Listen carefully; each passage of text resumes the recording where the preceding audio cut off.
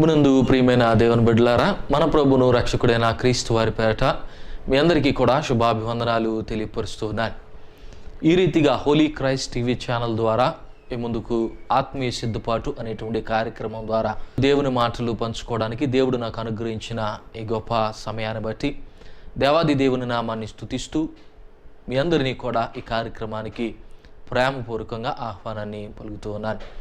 ఇప్పుడు ఈ దేవుని బిడ్డలారా, నేటి క్రైస్తవ విశ్వాస జీవితాలను పరిశీలనగా చూస్తూ ఉన్నప్పుడు చాలామంది క్రైస్తవ బిడ్డలు విశ్వాసులైనటువంటి వారు వారి యొక్క జీవితంలో ఎదురైనటువంటి సమస్యలు, ఒత్తిళ్ళు, కష్టాలలో, వారికి కలిగినటువంటి శారీరక బలహీనతలో, ఆర్థిక ఇబ్బందుల్లో, కుటుంబంలో ఎదురైన శోధనల్లో, పరీక్షలలో అనేక మార్లు అనేక సందర్భాలలో వారు మాట్లాడినటువంటి ఒక మాటను మీ ముందు ఈ దినాన పెట్టాలని ఆలోచన చేస్తూ ఉన్నాను.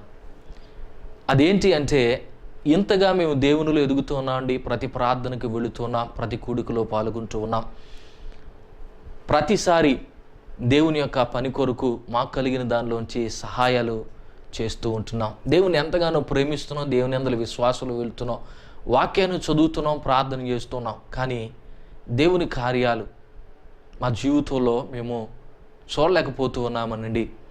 దేవుడు మా ఇంట్లో, మా కుటుంబంలో ఎదురైన శోధనలో, ఈ సమస్యల్లో దేవుని యొక్క అద్భుతాలు చూడలేకపోతున్నామని చాలామంది బిడ్డలు చెబుతూ ఉండగా నేను ఆలకించున్నాను. అయితే ఇప్పుడు ఈ దేవుని బిడ్డలారా, ఈ దినాన ఒక విషయాన్ని నేను మీకు జ్ఞాపకం చేయాలని ఆలోచన చేస్తూ ఉంటున్నాను. బైబిల్ గ్రంథాన్ని మనం జాగ్రత్తగా చదువుతున్నప్పుడు దేవుడు తన అద్వితీయ కృపను మన ఎడల తప్పక చూపుతూ ఉంటాడు. ఏనాడు కూడా దేవుడు తన బిడ్డలను విడిచిపెట్టినటువంటి వాడుగా ఉంటూ ఉన్నాడు. అయితే దేవుడు తన బిడ్డల యందు ఏం చూస్తూ ఉంటాడు అనంటే, సంపూర్ణమైనటువంటి విశ్వాసాన్ని చూస్తూ ఉంటాడు. లేఖనాలు మనం చదువుతున్నప్పుడు ఈ విశ్వాసమును గురించి అనేకమైనటువంటి విషయాలు మనకు కనపడుతూ ఉంటాయి. సర్వసాధారణంగా మనకు కనపడేటువంటి మాట ఏంటంటే, నీ విశ్వాసమే నిన్ను స్వస్థపరుస్తుంది అని, నమ్ముట నీ వలనైతే నమ్మువానికి సమస్తము సాధ్యము అని. ఇంకా విశ్వాసముతో నడిచిన అనేక మంది యొక్క జీవితాలు ఈ రోజున మనకు ఒక గొప్ప మాదిరితనముగా ఉంటూ ఉంటాయి. అయితే ఇప్పుడు దేవుని బిడ్డలారా, చాలామంది తమ జీవితంలో నేను విశ్వాసంతో ఉంటూ ఉన్నానండి, కార్యాలు చూడలేకపోతూ ఉన్నానండి అంటే, ఒకసారి వారి జీవితాన్ని చాలా జాగ్రత్తగా పరిశీలన చేసుకోవాలి. అదేంటంటే, మనము విశ్వాసాన్ని కలిగి ఉన్నాము అని చెప్పడం కాదు, కానీ మన విశ్వాసము మన దేవుణ్ణి మెప్పించేంతగా ఉండగలగాలి. దేవుని యొద్ద నుండి మనము కార్యాలు పొందుకోవాలంటే, దేవుడు మన కుటుంబంలో మేలులు చేయాలి అనంటే, దేవుడు మన బిడ్డల ఎడల అద్భుత కార్యాలు జరిగించాలంటే, మన కుటుంబంలో ఉన్న శోధనలో, మనకు ఎదురైన సమస్యల్లో, మనకున్నటువంటి ఇబ్బందుల్లో మనము విజయాన్ని పొందుకోవాలి అని అంటే, ప్రియ దేవుని బిడ్డలారా, నేను విశ్వాసిని అని పేరు చెప్పుకోవడం కాదు, కానీ మన విశ్వాసము మన దేవుని మెప్పించగలిగేటువంటి స్థితిలో ఉండగలగాలి. ఎందుకనంటే, హెబ్రీయులకు రాసినటువంటి పత్రిక 11వ అధ్యాయాన్ని మనం చదువుతున్నప్పుడు 6వ వచనంలో ఆయన ఇలాగూ మాట్లాడుతూ ఉంటాడు. విశ్వాసము లేకుండా దేవునికి ఇష్టడైనట అసాధ్యము అని చెప్పి మాట్లాడుతూ ఉంటాడు. విశ్వాసము లేకుండా అంటే ఇది పేరుకు పైకి చెప్పేటువంటి మాట కాదు, లోపల మన యొక్క ఆధ్యాత్మిక జీవితాన్ని గురించి మాట్లాడుతున్నటువంటి మాట. మన ఆధ్యాత్మిక జీవితంలో మనము కలిగి ఉండవలసిన విశ్వాసము ఎలాగుండాలంటే, అది దేవుని మెప్పును సంపాదించుకునేదిగా, దేవుని ఎదుట ఘనతను సంపాదించుకునేదిగా, దేవుడు మనలను, మన విశ్వాస జీవితాన్ని చూసి ఆయన బహు సంతోషపడేంతగా మన యొక్క విశ్వాస జీవితం ఉండగలగాలి. అప్పుడే మనము దేవుని యొక్క కార్యాలు చూడగలుగుతా అన్న విషయాన్ని నేను మీకు జ్ఞాపకం చేస్తున్నాను. ఈ ఉదయకాలంలో ఈ మాటను మనము ధ్యానం చేద్దాం. నీ విశ్వాసము నిన్ను కాపాడునంత బలమైనదా? నీ విశ్వాసము నిన్ను కాపాడునంత బలము కలిగినదే ఉండగలుగుతుందో లేదో మనము ఆలోచన చేసుకోవాలి. ఈ ఉదయకాలమున మన యొక్క విశ్వాసము మన దేవుణ్ణి మెప్పించేంత గొప్పగా, మన దేవుణ్ణి సంతోషపెట్టేంత గొప్పగా, మన దేవునికి మనము ఇష్టలమై ఉండేంత గొప్పగా విశ్వాసము ఉండాలి అని అంటే మొట్టమొదటిగా మన జీవితంలో మనము సంపూర్ణముగా దేవునిపై ఆనుకొనడం నేర్చుకోవాలి కదా. నీ విశ్వాసమునకు కర్త అయినటువంటి దేవునిపై నీవు సంపూర్ణముగా ఆనుకున్నప్పుడు, ఆయనపై నీ సంపూర్ణముగా నీ యొక్క ఆ విశ్వాసము నమ్మకాన్ని పెట్టగలిగినప్పుడు, నా దేవుడు నా పక్షాన కార్యము చేస్తాడు అని 100% నీవు ఆయనపై ఆనుకొనగలిగినప్పుడే దేవుని కార్యాలు మనము చూడగలుగుతాం. దేవుని బిడ్డలారా, చాలాసార్లు విశ్వాస జీవితంలో ఏమవుతుందంటే నేటి క్రైస్తవ విశ్వాస బిడ్డలు దేవునిపైన ఆనుకుంటూ ఉన్నారు, అలాగనే లోకం వైపు కూడా చూస్తూ ఉంటున్నారు. దేవుడు మాకు కార్యం చేస్తాడని ఆ నోటితోనే అంటూ ఉన్నారు, అలాగూ మాట్లాడుతున్నారు. మరలా దేవుని వలన మాకు ఏ కార్యాలు జరగలేదండి, నాకు తెలుసు ఇది జరగదు అనేటువంటి పరిస్థితిలో ఉంటూ ఉన్నారు. అయితే ఇప్పుడు దేవుని బిడ్డలారా, అటువంటి జీవితము, అటువంటి 2 పడవల మీద అడుగు వేసినటువంటి ఆ జీవితము దేవుని దగ్గర మెప్పును పొందుకొనలేదు. మరి ఎటువంటి జీవితము దేవుని దగ్గర మెప్పు పొందుకొనగలదు అంటే అబ్రహాము వంటి జీవితం. అబ్రహాముకు దేవుడు సంతానాన్ని ఇస్తానని వాగ్దానం చేస్తాడు. అయితే అబ్రహాముకు సంతానము లేరు. అబ్రహాముకు సంతానము లేనటువంటి పరిస్థితిలో అబ్రహాముతో దేవుడు చేసిన వాగ్దానమును బట్టి అతనికి దేవుడు ఒక బిడ్డను అనుగ్రహిస్తూ ఉంటాడు. 22వ అధ్యాయానికి వచ్చేసరికి అదే బిడ్డను దేవుడు పరీక్షించుట కొరకు, అబ్రహామును పరీక్షించుట కొరకు బలి ఇమ్మని అడుగుతూ ఉంటారు. చూడండి, ఆ మాట మనము ఇక్కడ చదువుతూ ఉండొచ్చు. ఆదికాండము 22వ అధ్యాయము 1వ వచనాన్ని చదువుతున్నప్పుడు ఆయన ఎలాగో మాట్లాడుతూ ఉంటాడు. ఏమంటున్నాడంటే, ఆ సంగతులు జరిగిన తరువాత దేవుడు అబ్రహామును పరిశోధించెను. ఎట్లనగా ఆయన అబ్రహామా అని పిలువగా అతడు చిత్తము ప్రభువా అనెను.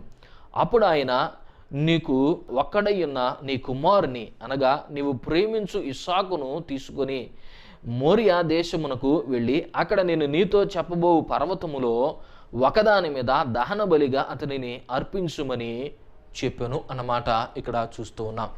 దేవుడు అబ్రహామును పరీక్షిస్తూ ఉన్నాడు. ఇక్కడ దేవుడు అబ్రహామును పరీక్షించినప్పుడు, దేవుడు అబ్రహాం యొక్క విశ్వాసాన్ని పరీక్షిస్తూ ఉన్నప్పుడు, అబ్రహాము ఎంత విశ్వాసముతో ఇక్కడ నిలబడుతూ ఉన్నాడో అటువంటి విశ్వాసము, అటువంటి సంపూర్ణమైనటువంటి నమ్మకము, అంత గొప్పగా దేవుని మీద మన యొక్క విశ్వాసము ఉండగలగాలి. ఇక్కడ ఏం జరుగుతుంది? అబ్రహాముకి 100 సంవత్సరాల వయసులో దేవుడు వాగ్దానపూర్వకంగా ఇచ్చిన కుమారుడు ఇస్సాకు. ఇస్సాకును బలి ఇమ్మని దేవుడు అడుగుతూ ఉన్నాడు. అది కూడా దహన బలి ఇమ్మని చెబుతూ ఉన్నాడు. ఇప్పుడు అబ్రహాము ఇస్సాకును తీసుకుని తన పనివారిని వెంట పొరికి వెళుతూ ఉన్నాడు బలి ఇవ్వడానికి. పనివారిని ఆ కొండ దగ్గర నిలిపివేసి ఇస్సాకును తీసుకొని అబ్రహాము వెళుతూ ఉన్నాడు. అబ్రహాము దగ్గర కట్టె ఉంది, అబ్రహాము దగ్గర నిప్పు ఉంది, అబ్రహాము దగ్గర కట్టెలు కూడా ఉన్నాయి, కానీ బలి పశువు లేదు.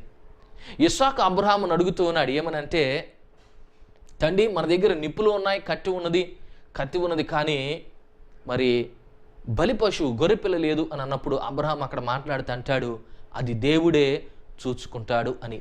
తన దాసులతో కూడా అబ్రహాము తన కుమారుని తీసుకుని వెళుతూ అంటూ ఉన్నాడు కదా, మేము వెళ్ళి బలి ఇచ్చి తిరిగి వచ్చేదము అని చెప్పి అక్కడ మాట్లాడుతూ ఉంటాడు. చూడండి, అబ్రహాము మేము వెళ్ళి బలి ఇచ్చి నేను వస్తానంటలేదు, కానీ మేము వస్తాము అని చెప్పి మాట్లాడుతా. అంటే అబ్రహాముకు అంత గొప్ప విశ్వాసం ఉంది. నా దేవుడు నా కుమారుని బలి అడుగుతూ ఉన్నాడు, నేను నా కుమారుని బలి ఇచ్చినప్పటికీ తిరిగి మరలా నా దేవుడు నా కుమారుని నాకు అనుగ్రహిస్తాడు, నా పక్షాన దేవుడు కార్యం చేస్తాడు, సమస్తాన్ని ఆయనే చూసుకుంటాడు, ఆయన ఇచ్చాడు కనుక ఆయన తప్పక తన కార్యాన్ని జరిగిస్తాడు అని అబ్రహాము సంపూర్ణముగా దేవునిపై భారము వేస్తూ ఉన్నాడు. దేవునికి తన యొక్క జీవితంలో మొదటి స్థానాన్ని ఇవ్వగలుగుతున్నాడు. దేవుని బిడ్డలారా, అలాగూ మనము ఉండగలిగినప్పుడు నా దేవుడే సమస్తాన్ని చూసుకుంటాడు. నాకు ఎటువంటి సమస్య వచ్చినా, ఎటువంటి పరిస్థితి వచ్చినా, ఎటువంటి కష్టం వచ్చినా నా దేవుడు నాతో ఉంటూ ఉంటాడు, నా దేవుడు నా పక్షాన కార్యము చేస్తాడని చెప్పి నువ్వు సంపూర్ణంగా దేవుని మీద ఆనుకొనగలిగినప్పుడు, నీకు బలహీనత కలిగినప్పుడు దేవుని మీద ఆనుకొనగలిగినప్పుడు, నీకు కష్టం వచ్చినప్పుడు దేవుని మీద ఆనుకొనగలిగినప్పుడు, నీకు ఇబ్బంది వచ్చినప్పుడు దేవుని మీద ఆనుకొనగలిగినప్పుడు, నీ కుటుంబంలో శోధన వచ్చినప్పుడు దేవుని మీద ఆనుకొనగలిగినప్పుడు, విశ్వాస పయనములో నీకు సమస్యలు ఎదురైనప్పుడు నీవు దేవుని మీద అబ్రహాము వలె సంపూర్ణముగా ఆనుకొనగలిగినప్పుడు నీవు నీ దేవుని యొక్క కార్యాలను చూడగలవు అన్న విషయాన్ని నేను జ్ఞాపకం చేస్తున్నాను. దావీదును కూడా మనం ఆలోచన చేస్తే, దావీదు బాలుడిగా ఉండగానే ఎంతో అపారమైనటువంటి విశ్వాసాన్ని దేవుని మీద చూపిస్తూ ఉన్నాడు. ఫిలిస్తీన్లు ఇశ్రాయేల్ మీదకి దండెచ్చుకొని వచ్చి అక్కడ ఇశ్రాయేలీలతో వాళ్ళు ఛాలెంజ్ చేస్తూ ఉన్నప్పుడు అక్కడ ఎవరు కూడా వారు ఎదుట నిలబడలేకపోతున్నారు. కారణం ఏంటంటే ఫిలిస్తీన్ల పక్షమున ఆ జానుబాహుడైనటువంటి గొలియాతు నిలబడుతూ ఉన్నాడు. అయితే ఈ గొలియాతుతో పోరాడడానికి ఎవరికి కూడా ధైర్యం చాలట్లేదు. ఇశ్రాయేలీల సైన్యమంతా కూడా బెదిరిపోతూ ఉన్నారు.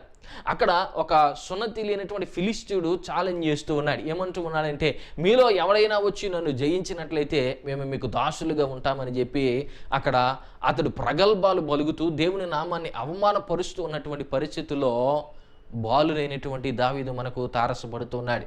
ఇతడు గొర్రెలు కాచుకునేటువంటి వాడు. తన అన్నలకు భోజనము తీసుకుని వెళ్ళడానికని వెళ్ళి అక్కడ పరిస్థితులన్నీ కూడా చూచి సౌలు దగ్గరికి వెళ్ళి అడుగుతున్నాడు, నేను వెళ్ళి యుద్ధము చేస్తానని. యుద్ధానికి వస్తూ ఉన్నాడు. యుద్ధానికి వచ్చినటువంటి అతడు అంటున్న మాటను మనం చూసినప్పుడు ప్రియ దేవుని బిడ్డలారా, ఎంత అద్భుతమైనటువంటి మాట అక్కడ అతడు మాట్లాడతాడో మనం చూడొచ్చు. ఏమంటూ ఉన్నాడు అంటే 17వ అధ్యాయము 46వ వచనంలో అంటాడు. ఏమంటాడంటే, ఈ దినమున యెహోవా నిన్ను నా చేతికి అప్పగించును, నేను నిన్ను చంపి నీ తల తెగవేతును. ఇశ్రాయేలు దేవుడున్నాడని లోక నివాసులందరూ తెలుసుకున్నట్లు నేను ఈ దినమున ఫిలిస్తీన్ల యొక్క కళేబరములను ఆకాశ పక్షులకును భూముగ్రములకును ఈత్తును అని చెప్పి అక్కడ మాట్లాడుతూ ఉంటాడు. ఇంకా కిందకు వచ్చినప్పుడు 47వ వచనంలో ఆయన మాట్లాడుతూ ఏమంటూ ఉన్నాడు అంటే, చూడండి, ఇప్పుడు యెహోవా కత్తి చేతను ఈటి చేతను రక్షించువాడు కాడని ఈ దండు వారందరూ తెలుసుకుందురు.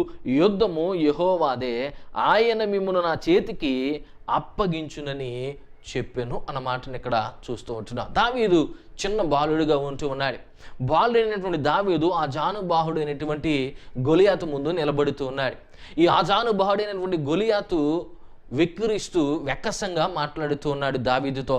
అయితే దావీదు అంటూ ఉన్నాడు, ఏమంటున్నాడంటే, నా దేవుడు ఈ దినమున మిమ్ములను నా చేతికి అప్పగిస్తూ ఉన్నాడు, యుద్ధము యెహోవాదే అని చెప్పి మాట్లాడుతున్నాడు. దావీదు తన బలముతో అక్కడ వెళ్ళట్లేదు.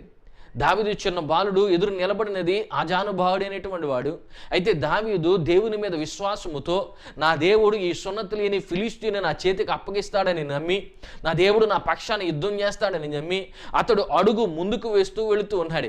అతని చేతిలో ఉన్నది చిన్న ఒడిసెలు, 5 రాళ్ళు మాత్రమే చేతిలో ఉంటున్నాయి. ఈ చిన్న ఒడిసెలతో 5 రాళ్లతో యుద్ధానికి దిగుతూ అంటూ ఉన్నాడు కదా, యుద్ధము యెహోవాది, నేను ఇక్కడ నిలబడుతున్నా కానీ పోరాడేవాడిని నేను కాదు, నా పక్షమున నా దేవుడు పోరాడుతూ ఉన్నాడు. నా ఎదుట నిలబడిన శత్రువు ఎంతటి వాడు కావచ్చు కానీ నా పక్షమున నా దేవుడు ఉన్నప్పుడు నాకు ఓటమి లేదు అని సంపూర్ణమైనటువంటి విశ్వాసముతో ఇక్కడ దావీదు అడుగు వేశాడు. ప్రియ దేవుని బిడ్డలారా, నిజమే, మన విశ్వాస జీవితంలో కూడా మనం ఆలోచన చేసుకోవాలి. మన ఎదుట ఉన్న సమస్య ఎంత పెద్దదైనా కావచ్చు, మన ఎదుట ఉన్నటువంటి ఆ యొక్క ఆర్థిక పరిస్థితులు ఎంత గొప్పవైనా కావచ్చు, మనకు ఎదురైనటువంటి శోధనలు మనము భరించజాలనంత గొప్పవై ఉండొచ్చు, కానీ మన పక్షమున పోరాడేటువంటి వాడు, మన పక్షమున యుద్ధము చేసేటువంటి వాడు, మనకు విజయాన్ని చేకూర్చేటువంటి వాడు మనము నమ్మినటువంటి దేవుడు అన్న విషయాన్ని మీకు జ్ఞాపకం చేస్తున్నాను. దావీదు వంటి విశ్వాసము మనకు ఉండగలగాలి కదా. అబ్రహాము నా దేవుడు అన్నీ చూసుకుంటాడంటూ ఉన్నాడు. ఇక్కడ దావీదు నా దేవుడు నా పక్షాన యుద్ధము చేస్తాడని చెప్పి మాట్లాడుతూ ఉన్నాడు. ఇంకా దానియేలు జీవితాన్ని మనం ఆలోచన చేస్తే, దానియేలు తన స్నేహితులు, దానియేలు గ్రంథం మొదటి 3 అధ్యాయాలు మనం చదువుతున్నప్పుడు ఈ దానియేలు తన యొక్క స్నేహితులు పడినటువంటి అనేక ఇబ్బందులు మనకు ఎదురవుతూ ఉంటాయి. అన్య దేశములో వాళ్ళు బానిసలుగా అక్కడ బ్రతుకుతూ ఉన్నారు. అయినప్పటికీ కూడా వాళ్ళు దేవుని మీద ఉంచిన అపారమైనటువంటి విశ్వాసము ఎంతో గొప్పది. ప్రియ దేవుని బిడ్డలారా, దానియేలు గ్రంథము 3వ అధ్యాయంలో జరిగినటువంటి సంఘటన, షడ్రక్ మెషక్ అబేద్నెగోల యొక్క జీవితాన్ని ఆలోచన చేస్తే ప్రియులారా, వారి ఎదుట ఒక గొప్ప సమస్య ఉంది. ఏంటో తెలుసా? మరణపు అంచులలో వారు ఉంటూ ఉన్నారు. మరికొన్ని క్షణాల్లో అగ్నిగుణముల వాళ్ళు పడవేయబడుతూ ఉన్నారు. అయినప్పటికీ కూడా షడ్రక్ మెషక్ అబేద్నెగోలు అంటున్న మాట, ఓ రాజా, మా దేవుడు నీ చేతిలోంచి రక్షించగల సమర్థుడు. ఒకవేళ ఆయన మమ్మను రక్షింపకపోయినప్పటికీ కూడా నీవు నిలువబెట్టిన ప్రతిమకు మేము మ్రొక్కము అని చెప్పి దేవునిపై సంపూర్ణ విశ్వాసముతో నిలబడుతూ ఉన్నారు. నిజమే ప్రియ దేవుని బిడ్డలారా, అటువంటి విశ్వాసము మన జీవితంలో ఉన్నప్పుడు మనము దేవుణ్ణి మెప్పించగలిగినటువంటి వారమై దేవుని కార్యాలు చూడగలము అన్న విషయాన్ని నేను మీకు ఈ ఉదయకాలమున జ్ఞాపకం చేస్తూ ఉంటున్నాను. ప్రియ దేవుని బిడ్డలారా, అటువంటి విశ్వాస జీవితము మన జీవితంలో ఉందో లేదో మనము జాగ్రత్తగా చూచుకొనాలి. అయితే అలాగూ అంత గొప్ప విశ్వాసముతో ఉన్నటువంటి కొందరు వ్యక్తుల్ని నేను మీకు జ్ఞాపకం చేస్తాను. దేవుణ్ణి మెప్పించినటువంటి కొందరు వ్యక్తులు ఈ దినాన మనము చూద్దాం. చూడండి, మత్తయి సువార్త 15వ అధ్యాయాన్ని మనం చదువుతున్నప్పుడు మత్తయి సువార్త 15వ అధ్యాయము 21 నుంచి 28 వచనాలలో మనకు ఒక కనాను స్త్రీ కనపడుతూ ఉంటుంది. ఈ కనాను స్త్రీ యొక్క పరిస్థితి ఏంటి అంటే తన యొక్క బిడ్డ అస్వస్థతతో ఉంటూ ఉంది. తన బిడ్డ అస్వస్థతతో ఉన్నప్పుడు ఈ కనాను స్త్రీ యేసు ప్రభువారి యొద్దకు వచ్చి తన బిడ్డను రక్షించమని చెప్పి వేడుకుంటూ ఉంటుంది. యేసు ప్రభువారి యొద్దకు వచ్చి తన బిడ్డను రక్షించమని వేడుకుంటూ ఉన్నప్పుడు ఈ కనాను స్త్రీ విషయంలో యేసు ప్రభువారు మాట్లాడితే ఇలా అంటూ ఉంటారు. ఏమంటూ ఉన్నారు అని అంటే అక్కడ 25వ వచనంలో ఆయన మాట్లాడతాడు. అయినను ఆమె వచ్చి ఆయనకు మ్రొక్కి, ప్రభువా నాకు సహాయము చేయమని అడిగాను. అందుకు ఆయన పిల్లల రొట్టె తీసుకుని కుక్క పిల్లలకు వేయుట యుక్తము కాదని చెప్పాను. ఆమె నిజమే ప్రభువా, కుక్క పిల్లలు కూడా తమ యజమానుల బల్ల మీద నుండి పడు ముక్కలు తినును గదా అని చెప్పాను. 28వ వచనం అంటాడు, అందుకు యేసు, అమ్మా నీ విశ్వాసము గొప్పది, నీవు కోరినట్టే నీకు అవునుగాక అని ఆమెతో చెప్పాను. ఆ గడిలోనే ఆమె కుమార్తె స్వస్థత నొందెను అన్న మాటని ఇక్కడ చూస్తూ ఉంటున్నాం. ఒక కానాను స్త్రీ యేసు ప్రభువారి దగ్గరికి వస్తూ ఉంది. యేసు ప్రభువారి గురించి ఆమె విని ఉండొచ్చు. యేసు ప్రభువారి యొద్దకు వస్తుంది. దేవుని యందు విశ్వాసముతో ఆమె అడుగుతూ ఉంది, అయ్యా నా కుమార్తె బలహీనతతో ఉంది, దెయ్యము పట్టి ఉంది, నా కుమార్తె బహు బాధపడుచు ఉన్నది, కేకలు వేస్తూ ఉంది, తను స్వస్థపరిచేటువంటి వారు ఎవరూ లేరు కనుక నీవు స్వస్థపరిచేటువంటి వాడవని, నీ యొద్దే విమోచన దొరుకుతుందని, నీవు మాత్రమే కార్యము చేయగలవని, ఇదిగో నీ పాదాల దగ్గరకు వస్తూ ఉన్నానని యేసు ప్రభువారి వెంబడి వెళుతూ ఉంది. ఆయన బతిమాలుతూ ఉంది.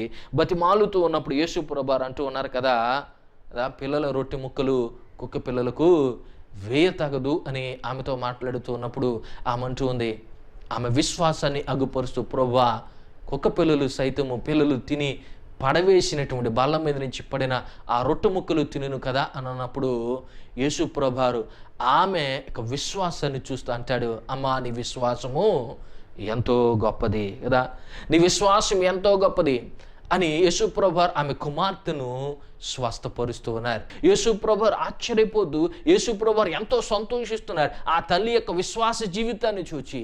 మన జీవితంలో కూడా అంతగా మనము నిలబడగలిగినప్పుడు, ప్రియ దేవుని బిడ్డలారా, అంతగా మనము మన యొక్క దేవునిపై ఆనుకొనగలిగినప్పుడు, అంతగా మనము దేవుని యొక్క కార్యాలు రుచి చూడడానికి ప్రభువును విడువక వెంటాడుతూ ఉన్నప్పుడు, నీ దేవుని ఎదుట నీ విశ్వాసము మెప్పింపగలిగినదైతే, ప్రియ దేవుని బిడ్డలారా, దేవుని కార్యాలు తప్పక మన విశ్వాస జీవితంలో చూడగలం. ఈ కానాను స్త్రీ దేవుడంటే ఎవరో తెలియనటువంటిది, కానీ యేసు ప్రభువారి గురించి విని ఉండొచ్చు. యేసు ప్రభువారి యొద్దకు వచ్చింది తన బిడ్డ కొరకు.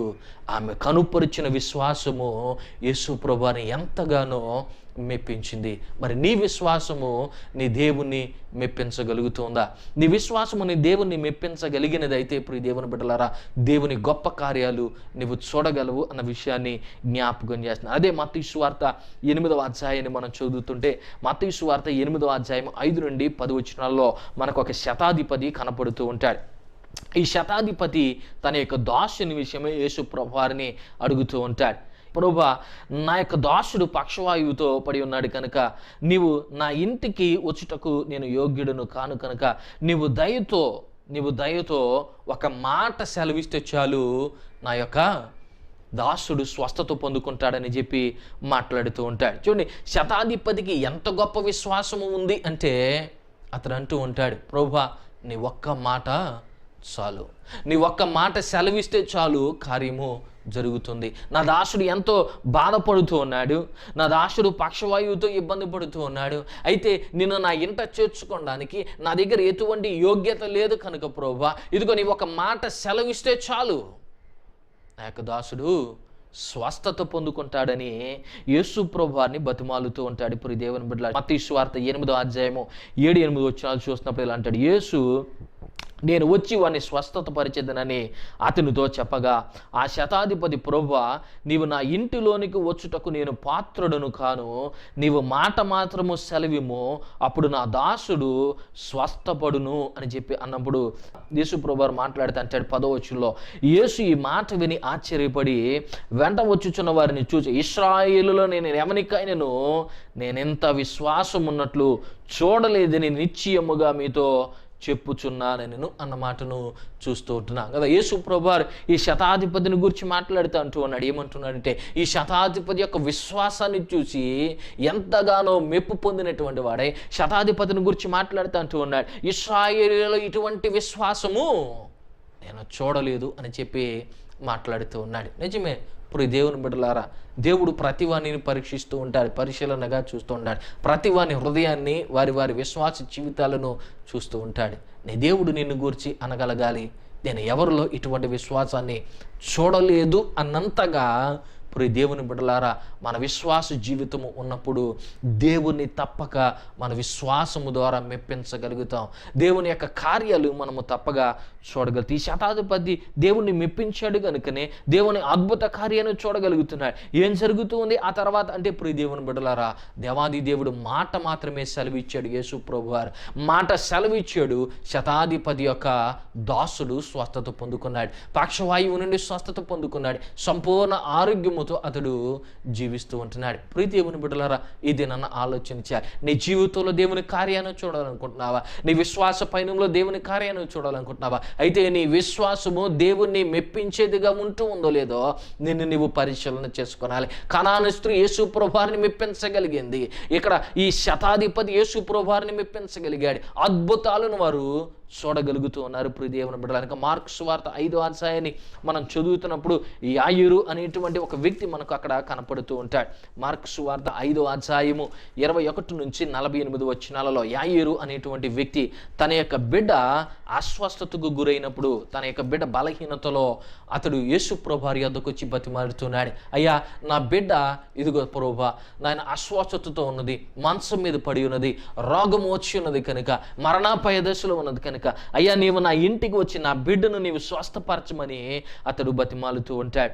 అప్పుడు యేసు ప్రభువారు యాయిరుతో కలిసి వెళుతూ ఉన్నప్పుడు, పురి దేవుని బిడ్డలారా, 25వ వచనం నుంచి 34వ వచనాలు చూస్తున్నప్పుడు మరి ఒక స్త్రీ అక్కడ మనకు తారసపడుతూ ఉంది. ఆ మార్గములో రక్తస్రావము కలిగిన ఒక స్త్రీ యేసు ప్రభువారి వద్దకి వస్తూ ఉంటుంది. ఆమె ఎక్కడెక్కడో ఆ రోగము నయంపరుచుకోవడానికి అనేక మంది వైద్యుల దగ్గరికి వెళ్ళింది, ఎంతో డబ్బు ఖర్చు పెట్టింది, కానీ ఎక్కడ స్వస్థత పొందుకొనలేదు. ఆమె ఎంతో కాలంగా 12 సంవత్సరాల నుండి ఆ వ్యాధితో బాధపడుతూ అనుకుంది, యేసు ప్రభువారి వస్త్రపు చెంగు ముట్టుకుంటే చాలు అని చెప్పి దాక్కొని వస్తూ ఉంది. ఎంతోమంది సమూహము యేసు ప్రభువారి వెంబడి వెళుతూ ఉండగా యేసు ప్రభువారి వస్త్రపు చెంగు ముట్టుకుంది. ఆ క్షణముని ఆమె స్వస్థత పొందుకుంది. యేసు ప్రభువారు అంటూ ఉన్నారు, ఎవరో నా యొక్క వస్త్రపు చెంగును ముట్టుకున్నారని అన్నప్పుడు ఈమె అక్కడ నిలబడి ఒప్పుకుంటుంది. అయ్యా నేనే అన్నప్పుడు ఆయన అంటూ ఉన్నాడు కదా, నీ విశ్వాసమే నిన్ను స్వస్థపరిచును కదా. నీ విశ్వాసముతో దేవుని అడిగినప్పుడు విశ్వాస సహితమైన ప్రార్థన రోగిని స్వస్థపరిచునని లేఖనాలు సెలవిస్తూ ఉన్నాయి. విశ్వాసముతో దేవుని నీవు అడిగినప్పుడు, సంపూర్ణముగా దేవుని పని భారం వేసినప్పుడు, సంపూర్ణముగా దేవుని వైపు చూస్తూ, తండ్రి నీవే నాకు సహాయుడువు, నీవు గాక ఇంకొకరు లేరు కనుక ప్రభువా, ఇదిగో లోకము వైపు చూడగా తండ్రి, ఈ లోకములో ఉన్నటువంటి వారి వైపు చూడగా ప్రభువా, నీ వైపే నేను చూస్తున్నాడు, నీపైనే నేను భారము వేస్తూ ఉన్నానని మనం ఎప్పుడైతే సంపూర్ణముగా దేవునికి మన జీవితాన్ని అప్పగించగలుగుతామో, సంపూర్ణముగా దేవునిపై ఆనుకొని నడవగలుగుతామో ప్రియ దేవుని బిడ్డలారా, అప్పుడు దేవుని కార్యాన్ని చూడగలుగుతాం. ఈలోపు ఏం జరిగింది అని మనం ఆలోచన చేస్తే 35వ వచనంలో ఇక్కడ మనం చూస్తూ ఉంటాం. యాయిరుతో కలిసి యేసు ప్రభువారు యాయిరు ఇంటికి వెళుతున్నప్పుడు ఈలోపే మార్గ మధ్యలో యాయిరు దాసుడు ఒకడు వచ్చి చెబుతున్నాడు, ఇదిగో బోధకుని నీవు ఇబ్బంది పెట్టగా, ఎందుకంటే నీ కుమార్తె అప్పటికే చనిపోయింది. దేవుని బిడ్డలా తన కుమార్తె చనిపోయింది. యాయిరు దుఃఖముతో ఉండిపోతూ ఉన్నాడు. అయితే యేసు ప్రభువారు అంటూ ఉన్నాడు, ఇదిగో నీవు ఎవరి మాటను లక్ష్య పెట్టక కానీ నేను చెప్పు మాటలపైన విశ్వాసం ఉంచు అని చెప్పి యేసు ప్రభువారు యాయిరుతో కలిసి తన ఇంటికి వస్తూ ఉన్నాడు. యాయిరుతో ఇంటికి వచ్చేలాగా అక్కడ అందరూ కూడా ఏడుస్తూ ఉంటూ ఉన్నారు, అందరినీ కూడా బయటకు పంపిస్తూ ఉన్నాడు. యాయిరుతో అంటూ ఉన్నాడు, నీవు నా మాట మీద నమ్మకం ఉంచు, ఆ చిన్నది నిద్రించుచున్నదే కానీ చనిపోలేదని చెబుతున్నారు. అందరూ కూడా ఎగతాళి చేస్తూ ఉన్నారు. ప్రియ దేవుని బిడ్డలారా, ఒకవేళ ఈ లోకము నువ్వు క్రీస్తు యేసునందు విశ్వాసంలో నడుస్తూ ఉన్నప్పుడు ఎగతాళి చేస్తూ ఉండొచ్చు, నిన్ను అవమానకరంగా మాట్లాడుతుండొచ్చు, కానీ నీవు క్రీస్తు కొరకు నిలబడితే దేవుని కార్యాన్ని చూడగలుగుతావు. యాయిరును అక్కడ క్రీస్తు కొరకు నిలబడుతున్నారు, తన కుటుంబానికి ప్రాధాన్యత లేదు, తను ఎవరిని కూడా చూడట్లేదు. అప్పటికే వీళ్ళంతా జనముతో నిండిపోయి గొల్లు చేస్తూ ఉంటే వాళ్ళందరినీ బయటకు పంపిస్తున్నాడు. వీళ్ళందరూ కాదు నాకు కావాల్సింది నా ప్రభు, నా పక్షమున కార్యములు చేసేటువంటి వాడు, నన్ను బలపరిచేటువంటి వాడు, నన్ను నడిపించేటువంటి వాడు, నా విశ్వాసమునకు కర్త అయినటువంటి క్రీస్తు నాకు కావాలి అని చెప్పి యేసుప్రభువారిని తన ఇంట్లోనికి తీసుకుని వెళ్ళాడు. అక్కడ ఏం జరుగుతుంది? యేసుప్రభువారి ఇంట్లోనికి వచ్చారు. ఇంట్లోకి వచ్చిన తర్వాత ఆయన మాట్లాడుతూ చెబుతూ ఉంటాడు కదా 41వ వచనంలో, ఆ చిన్నదాన్ని చేయబట్టుకుని తలు తాకిమని ఆమెతో చెప్పెను. ఆ మాటకు చిన్నదానా లేమని నీతో చెప్పుచున్నానని అర్థము. వెంటనే ఆ చిన్నది లేచి నడవసాగెను అన్న మాటను చూస్తూ ఉన్నాం. ఎప్పుడైతే యాయీరు దేవునికి తన కుటుంబంలో స్థానం ఇచ్చాడో, యేసు ప్రభువారు చెప్పిన మాట పైన విశ్వాసం ఉంచాడో, యేసు ప్రభువారిని తన ఇంట చేర్చుకోవడానికి ఇష్టపడ్డాడో, అప్పుడు దేవుని అద్భుతాన్ని చూడగలిగారు. యాయీరు యొక్క విశ్వాసపు జీవితము యేసు ప్రభువారిని మెప్పించింది. యేసు ప్రభువారిని మెప్పించింది కనుకనే ప్రియ దేవుని బిడ్డలారా గొప్ప అద్భుతాన్ని అక్కడ ఆయన చూడగలిగాడు. ఈ దినాన మనం ఆలోచన చేసుకుందాం. ఈ దినాన మన విశ్వాస జీవితాన్ని మనం పరిశీలన చేసుకుందాం. నీ విశ్వాసము నీ దేవుణ్ణి మెప్పించగలిగి ఆయన యొద్ద నుండి కార్యాన్ని పొందగలిగినంత బలమైనదే ఉంటూ ఉందా? లేకుంటే 2 పడవ మీద కాలేసినట్లుగా నీ విశ్వాస పయనములో నువ్వు సాగుతూ ఉన్నావో ఆలోచన చేసుకోవాలి. కొద్దిసేపు దేవునితో నడిచి మరి కొంతసేపు లోకములో నడుస్తూ, కొంతసేపు విశ్వాసముతో నడిచి కొంతసేపు అవిశ్వాసముతో నిండిపోయేటువంటి పరిస్థితుల్లో ఉన్నట్లయితే దేవుని యొద్ద నుండి కార్యాలను పొందుకొనలేము. దేవుని నుండి కార్యాలు పొందుకోవాలనుకుంటే నీ విశ్వాసమునకు కర్త అయినపై సంపూర్ణముగా నీవు ఆనుకోవాలి. నీ విశ్వాస జీవితముతో నీ దేవుని నీవు మెప్పించగలిగితే నీవు దేవుని గొప్ప అద్భుత కార్యాలు చూడగలవు అన్న విషయాన్ని జ్ఞాపకం చేస్తున్నాను. కనుక ప్రియ దేవుని బిడ్డలారా, దేవుడు నా జీవితంలో కార్యాలు చేయట్లేదండి అని కాకుండా నీ దేవుడు నీ జీవితంలో కార్యము చేయుటకు సంసిద్ధుడై ఉండగా ఆయన్ని మెప్పించేంత గొప్ప విశ్వాసము గలదానివై ఆయనపై సంపూర్ణముగా ఆనుకొని, ప్రభా నీవే శరణని నేను నమ్ముచున్నాను కనుక నేను నమ్మిన వారిని ఎన్నడూ సిగ్గుపరచవు కనుక ప్రభా నీ అద్భుత కార్యములతో నన్ను బలపరిచి స్థిరపరిచి నడిపించమని ప్రతి వారము కూడా విశ్వాస పయనంలో ముందుకు సాగుదాం. అట్టి కృపా కనికరి దీవెనలు దేవుడు మనకి ఇచ్చి నడిపించినట్లు తలలు వంచి ప్రార్థన చేసుకుందాం. బహున్నతుడైన తండ్రి, గొప్ప దేవానికి వందనాలు చెల్లిస్తున్నాం ప్రభా. ఈ దినమున ఎలాగూ తండ్రి నీ మాటల చేత మేము బలపరచబడ్డాన్ని ఇచ్చిన కృపను బట్టి నీకు వందనాలు చెల్లిస్తున్నాను తండ్రి. నిజమే ప్రభా, ఈ దినాన నా విశ్వాస జీవితాన్ని పరీక్షించుకోవడానికి కృపనివ్వండి తండ్రి. నా విశ్వాసము నిజముగా నిన్ను మెప్పించగలిగినదై ఉంటూ ఉందో లేదో ప్రభా మమ్మును మేము పరిశీలన చేసుకుంటాం. మీ కృపనివ్వండి ప్రభా. ఇదిగో తండ్రి నాయన, ఆ రీతిగా నిన్ను మెప్పించేంత గొప్ప విశ్వాసము గలవారముగా ప్రభా ఎన్ని శోధనలు, సమస్యలు, నాయన కష్టాలు, ఒడిదుడుకు, బలహీనతలు ప్రభు ఎదురైనప్పటికీ కూడా తండ్రి ఇదిగో సంపూర్ణముగా నీపై ఆనుకొని ప్రభా మా విశ్వాసము కర్త యుద్ధాన్ని కొనసాగించేవాడువైన నీ వైపు చూస్తూ తండ్రి మా ప్రతి అడుగును వేయచ్చు ప్రభా నీ అద్భుత కార్యాల చేత మేము నింపబడినట్లుగా నీ కృప కనికర దీవెనలు మాకేమని ప్రార్థిస్తున్నాను తండ్రి. నీకు వందనాలు చెల్లిస్తున్నాం ప్రభా. ఇదిగో తండ్రి ఈ మాటలు ఆలకిస్తున్న ప్రతి బిడ్డను వారి కుటుంబాలను ప్రభా నీ దీవెనలతో నింపమని, ప్రతి బలహీనతలు, ప్రతి అవసరంలో, ప్రతి కష్టంలో ప్రభా వారికి తోడై నిలిచిన ఆయన నీ అద్భుతమైన కృపలతో నింపమని ప్రార్థిస్తూ మరొక దినమున మేము ఈ రీతిగా నిన్ను స్తుతించినట్లుగా నీ కృపనిచ్చి నడిపించి మహిమ పొందుకొనమని యేసు అత్యున్నత నామమున ప్రార్థించుచున్నాము తండ్రి. ఆమేన్. అందరికీ వందనాలు.